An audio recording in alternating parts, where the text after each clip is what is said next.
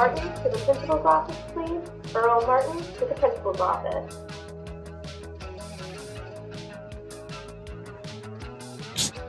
Bro. Hey. What? What are you doing? Dreaming. Dreaming? Oh, what? Changing the world. Well, you'll have to change the world later, Mr. Martin, because now you are going to the principal's office.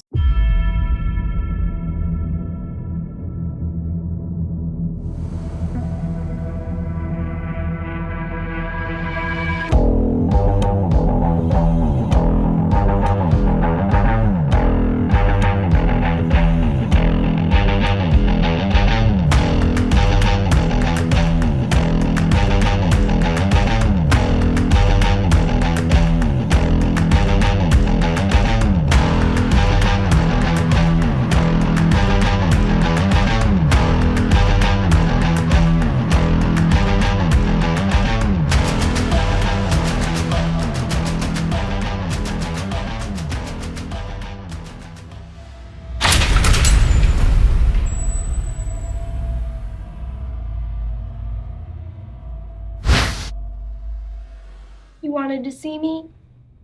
Yes, ma'am. Come in, have a seat.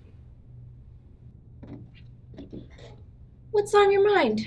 I have a message of encouragement that I'd like to share with the students, and I'd like to have permission to do it in a school assembly.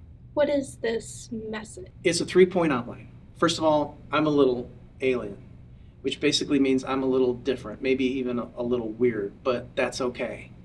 Many young people today feel like they don't fit in, that they're not accepted, and I want them to understand that they matter.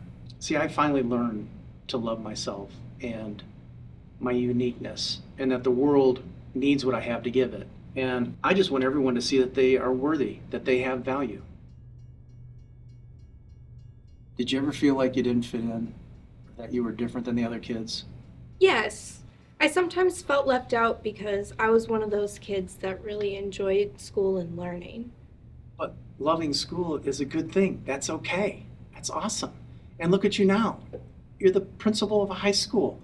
Your whole life revolves around wanting kids to do well in school. I felt left out because I didn't do well in school. Come to find out, I have a learning disability. Well, thank you. I'm sorry that you struggled with a learning disability. That's all right. I survived, and I excelled in other areas. So, what is your second point? Compassion makes a difference. This is my mantra. This is nothing new, this truth, but it is a truth that we all need to be reminded of.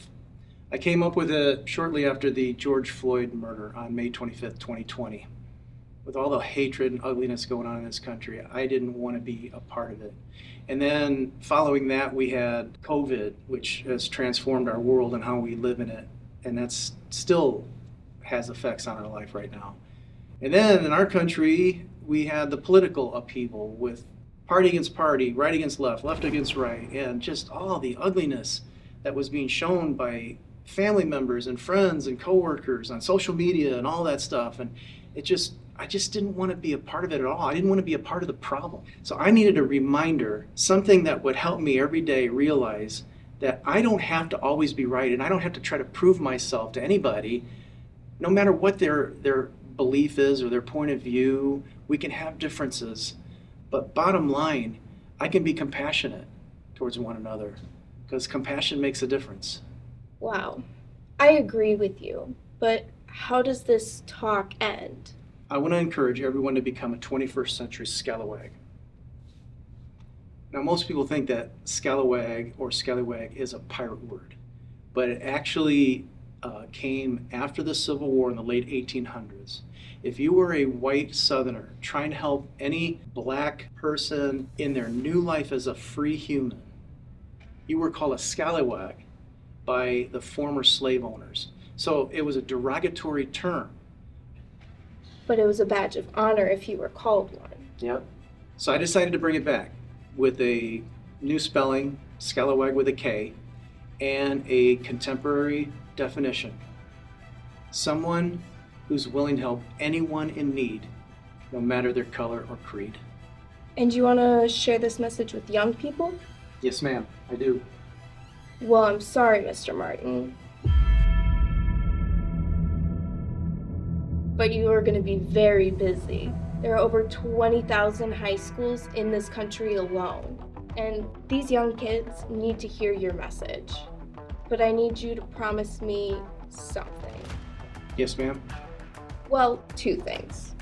First off, please don't call me ma'am. I'm old enough to be your daughter. And second, please start with spreading your message to our students here. Yes, ma'am. I'm sorry. I can't.